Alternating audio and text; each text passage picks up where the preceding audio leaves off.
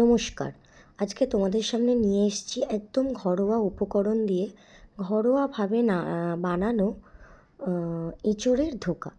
এটা আমি শিখেছি আমার মায়ের থেকেই। তো আজকে আমি বানিয়েছি এবং রেসিপিটা তোমাদের সঙ্গে শেয়ার করছি। তো চলো, প্রথমে একটা প্রেসার কুকারে জল বসিয়ে দিয়েছিলাম। তার মধ্যে দিয়ে দিয়েছি সামান্য নুন এবং সামান্য হলুদ। আর তার মধ্যে দিয়ে দেবো ডুমো ডুমো করে কাটা, মানে যে যেরকম খুশি কাটতে পারো। আমি ডুমো ডুমো করেই কাটি, একটু ছোটো করে কাটলে তাড়াতাড়ি সেদ্ধও হয় আর নুন হলুদটাও ঢোকে। তো আমি ডুমো ডুমো করে কেটে দিয়ে দিয়েছিলাম এঁচোড়টা একদমই ছোটো মাপেরই ছিল, মানে একদমই ছোটো যাকে বলে। আর তার মধ্যে একটা মাঝারি সাইজের আলু, মানে এঁচোড়ের যেরকম সাইজ হবে সেই বুঝে তোমরা সেই কোয়ান্টিটিতে আলু দেবে। আমার যতটুকুন ধারণা, আমি আনিনি বাজার থেকে এঁচোড়টা, তো সেই জন্য আমি মানে তোমাদেরকে এক্স্যাক্ট কত কেজির ছিল বা কত গ্রামের ছিল বলতে পারবো না। তবে আমার ধারণাটা ম্যাক্স টু ম্যাক্স 300 কি 400 গ্রামের একটা ছোট্ট এঁচোড় ছিল। তো সেটা দিয়ে আমি একটা মাঝারি সাইজের আলু দিয়ে দেখো হাতা করে নেড়ে এটা মানে প্রেশারে সেদ্ধ হতে বসাবো। তো আমি 4টে সিটি দিয়েছিলাম, 4টে সিটিতেই হয়ে গেছিলো, কারণ একদম পাক করার আর কি প্রয়োজন নেই। মোটামুটি তুমি হাত দিয়ে স্ম্যাশ করতে পারবে, এরকম মতন করলেই হবে। তো তারপর দেখো, ছোলার ডাল আর মটর ডাল মিশিয়ে বেটে রেখেছিলাম। মানে যদি তুমি 1 বাটির হাফ বাটি ছোলার ডাল দাও, তাহলে 1 চামচ কি 2 চামচ মটর ডাল দেবে। এই রেশিওতেই মোটামুটি আমি ভিজিয়েছিলাম। ছোলার ডালটা বেশি হলে ভালো হয়, আর মটর ডালটাতে একটু বাইন্ডিংয়ের জন্য কাজে দেয়। তো সেটা ভিজিয়ে রেখে, এবং ডালটাকেও একটু কচা কচা গ্রাইন্ড করতে হবে। মানে আমরা তো এখন সবাই মিক্সিতেই করি, তো একটু মানে যেন সামান্য দানা থাকে। আর তার ভেতর যে যেরকম ঝাল খাও সেই মতন লঙ্কা দেবে। আমরা খুব বেশি ঝাল খাই না, সেই জন্য 2টো কাঁচা লঙ্কা দিয়েছিলাম। তো তার মধ্যে দেখো ওটা বাড়তে বাড়তেই আমার এঁচোড়টা আর আলুটা সেদ্ধ হয়ে গেছে। তো আমি সেটাকে, প্রচণ্ড গরম ছিল, তো প্রথমে একটু হাতা দিয়ে নেড়ে নেড়ে একটুখানি ঠান্ডা করে নিয়ে তারপর একদম নর্মাল যেরকম হাত দিয়ে আমরা আলু সিদ্ধ বা কিছু মাখি সেরকম পুরোটা স্ম্যাশ করে নেবে। আর তার মধ্যে তারপর দিয়ে দেবে ওই ডাল আর যে লঙ্কা দিয়ে পেস্টটা বানিয়ে রেখেছি সেটা। তারপর রেগুলার যে আমাদের বাড়ির ইউজ হয় মশলা, তোমার হচ্ছে চিনি দেবে স্বাদ মতো, নুন স্বাদ মতো, হলুদটা সামান্য দেবে। আরেকটা যেটা দিয়েছিলাম, আমি বাড়িতে একটা ভাজা মশলা তৈরি করে রাখি। জাস্ট তোমার জিরে গুঁড়ো, ধনে গুঁড়ো, শুকনো লঙ্কা, মানে একটা কি দুটো, মানে যে যেরকম ঝাল খাও সেই মতন শুকনো লঙ্কা ভেজে জাস্ট এটা গুঁড়ো করে রেখে দিই। তো সেই গুঁড়োই সামান্য একটু দিয়েছিলাম, দিয়ে এটা ভালো করে মিশিয়ে নিতে হবে, যাতে কোনো জায়গায় মানে কী বলবো, কোনো আলুটা মানে গোটা না থাকে বা এঁচোড়ের কোনো পিস যেন রয়ে না যায়। তো সেরকম মতন ভালোভাবে মেখে নেবে। তারপর কড়াইতে যতটা কোয়ান্টিটি ধোকা তুমি তৈরি করছো সেই কোয়ান্টিটি বুঝে তেল দেবে, পরিমাণ মতন তেলটা দিতে হবে, কারণ ধোকাটাকে এই তেলের মধ্যেই আর কি নেড়ে নেড়ে নেড়ে নেড়ে এটাকে একদম টাইট করতে হবে। তো আমি দেখো তেলটা যেই গরম হয়েছে কড়াইয়ের গায়ে একটু ছড়িয়ে নিয়েছিলাম, যাতে কড়াইতে লেগে না যায়। আর যখন এটা ছাড়বে তখন গ্যাসের ফ্লেমটা একদম লো করে দিতে হবে, নইলে কিন্তু পুরটা দেখা যাবে ওপর দিক থেকে ভাজা হয়ে গেছে কিন্তু ভিতরটা কাঁচা রয়ে যাবে। তো দেখো এবার এটাকে কড়াইতে কন্টিনিউয়াসলি নেড়ে যেতে হবে, কারণ এটা রেখে দিলেই লেগে যাবে। নেড়ে নেড়ে নেড়ে নেড়ে এটা একদম জলটাকে শুকিয়ে ড্রাই করে দিতে হবে। মানে তোমরা কি করে বুঝবে যে এটা ড্রাই হয়েছে? যখনই দেখবে এটা ভাজা হয়ে গেছে তখনই দেখবে কড়াই থেকে এরকম গোল একটা মণ্ড মতন হয়ে ওটা উঠে আসবে। তো ওই অবধি এটাকে ভাজতে হবে, ভালো করে ভাজবে। এবং যখন দেখবে 90% জল শুকিয়ে গেছে, যে যখন তোমরা এটা সামনে করবে তখন তোমরা নিজেরাই বুঝতে পারবে যে এবার এটা হয়ে এসছে।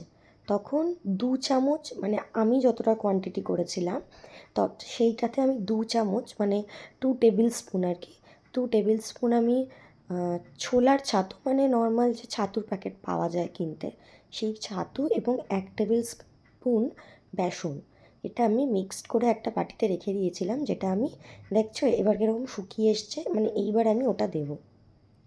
তো সেটা ওপর দিয়ে জাস্ট ছড়িয়ে দেবে, দিয়ে এটাকে আবার ভালো করে নাড়বে। মানে দেখছো তো এবারই কড়াই থেকে কীরকম উঠে উঠে আসছে, তার মানে কিন্তু এটা এখন রান্নাটা হয়ে গেছে। তো এবার জাস্ট ওটা ওপর থেকে ছড়িয়ে দেবে, ছড়িয়ে দিয়ে এটাকে আরও ভালো করে নাড়বে। ওটার সঙ্গে যত ভাজবে মানে ধোকা তত বাইন্ডিংটা ভালো হবে, ধোকা তুমি তত ভালো ভাজতে পারবে, তত সুন্দর বসবে, সেট হবে তত ভালো। তো দেখো এটা একদম রেডি পুরটা। তো এবার আমি এটাকে একটা থালায় সেট হওয়ার জন্য বসাবো। যে থালাটায় সেট হওয়ার জন্য বসাবে সেই থালটায় সামান্য একটু সর্ষের তেল দেবে। দেখো আমি সেটাও দেখিয়ে দিয়েছি। তো তেলটাকে সুন্দর করে থালাটার চারিদিকে লাগিয়ে নেবে। একটু কানা উঁচু থালায় বসাবে, তাহলে ধোকাগুলো কাটতে তোমাদের সুবিধা হবে এবং ধোকাটা সেটও হবে খুব ভালো। তো দেখো এটা বসানো হয়ে গেছে, আধ ঘন্টা মতন রেখেছিলাম, ঠান্ডাও হয়ে গেছে। ঠান্ডা না হলে সেট হবে না। তারপর এরকম একটা ছুরি দিয়ে বরফির মতন পিস পিস পিস করে নেবে। করে নিয়ে এবার সাদা তেলও দিতে পারো, সর্ষের তেলও দিতে পারো। আমি সাদা তেলেই করেছিলাম। সাদা তেলে ধোকাগুলোকে লাল লাল করে ভেজে নেবে।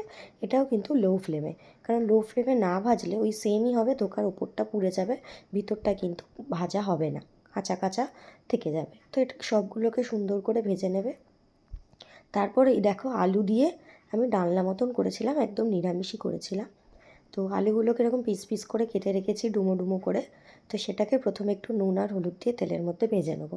খুব সিম্পল রান্না, বললামই আমি একদম ঘরোয়া উপকরণ দিয়ে বানিয়েছি। কোনো রকম কোনো দামি মশলাপাতি বা বিশাল কিছু অনুষ্ঠান বাড়ির মতন করে নয়, একদম ডেলি ধরো ঘরে আমরা যেরকম রান্না করি বা যেরকম খাই সেরকমই বানিয়েছিলাম। দেখো প্রথমে তেলেতে দিয়ে দিয়েছি হচ্ছে আলু, এর মধ্যে দিয়ে দিয়েছি নুন হলুদ। তো আলুটা মোটামুটি সেদ্ধ হওয়া মতন ভাজবো। তারপর আমি একটা বাটিতে পেস্ট করে রেখেছিলাম আদা টমেটো আর একটা কাঁচা লঙ্কা। তো সেই পেস্টটা দিয়ে দিলাম, সেটা দিয়ে একটুখানি নেড়ে নিয়ে তারপর যে ডেলি গুঁড়ো মশলাগুলো দিই, হলুদ গুঁড়ো, নুন টেস্ট মতন, অল্প একটু ধনে গুঁড়ো, চিনি আর একটুখানি রঙের জন্য আমি কাশ্মীরি মির্চ দিয়েছিলাম। যেহেতু নিরামিষ রান্না একটুখানি লাল লাল না হলে দেখতে ভালো লাগে না, তো সেই জন্য একটুখানি কাশ্মীরি মির্চ দিয়েছিলাম। আর মিষ্টিটা আর নুনটা তোমরা সেটা স্বাদ মতন দেবে। তো আর কিছুই না, মোটামুটি হয়েই গেছে। তো এটা ভালো করে নেড়ে নেবো, কষিয়ে নেবো আর কি, যাতে আদা টমেটোর গন্ধটা চলে যায়। তো মোটামুটি আলুটা সেদ্ধই হয়ে গেছিলো ভাজতে ভাজতেই। তো দেখো ভালো করে কষছি, তেলটা মোটামুটি বেরিয়ে এলে নামানোর আগে হালকা একটু ঘি দেবে। গরম মশলাটা আমি খুব একটা দিই না, কারণ হচ্ছে গরম মশলাটা সবসময় ভাল লাগে না। তো দেখো কাশ্মীরি মির্চটা দিলাম, কাশ্মীরি মির্চটা দিয়ে আর একটুখানি নেড়ে নেবো। রঙটা লাল লাল হয়ে গেল। তো এবার দিয়ে দেবো জল। জলটা আমি হালকা একটু সামান্য গরম করে রেখেছিলাম, কারণ আমি যে কোনো রান্নাতে একটু গরম জল দিই। আমার মনে হয় গরম জল দিলে রান্নার টেস্টটা একটু বাড়ে। তো জানি না এটা আমার মনের ভুল হতে পারে, কিন্তু আমি সব রান্নাতেই একটু গরম জল দিই। তো দেখো গরম জল দিয়ে নিলাম। এবার হচ্ছে তোমার ঢাকা দিয়ে দেবো আবার। ঢাকাটা দিলে হয়ে গেছিলো সেদ্ধ। তারপর ওপর থেকে একটু ঘি ছড়িয়ে দিয়েছিলাম, দিয়ে এবার নামিয়ে দিয়েছিলাম গরম গরম। এটা তোমরা ভাত, রুটি, পরোটা যা কিছু দিয়েই খেতে পারো। আমরা ভাত দিয়েই খেয়েছিলাম। তো প্রত্যেকটা জিনিস দিয়েই খুব ভালো লাগে, মানে গরমকাল শীতকাল এঁচোড় যতদিন পাওয়া যায়, আমার বাড়িতে মোটামুটি এঁচোড় এলে এটা আমি প্রায়শই বানাই, এঁচোড়ের ধোকা। তো এটা আমার ফার্স্ট ভিডিও। আমি একদমই ভিডিও করতে খুব একটা পটু নই। নর্মালি তোমাদের সামনে যেরকম করে রান্নাটা করেছিলাম সেরকমভাবেই ভিডিওটা জাস্ট ফোনে ক্যাপচার করে শেয়ার করলাম। তো তোমরা যদি তোমাদের ভিডিওটা ভালো লাগে বা মনে হয় রেসিপিটা বাড়িতে বানানো যেতে পারে, তাহলে আমার ভিডিওটা বা আমার চ্যানেলটা একটু সাবস্ক্রাইব করে দিও। আর তোমাদের কেমন লাগলো সেটাও একটু আমাকে জানিও। চলো টাটা, বাই বাই।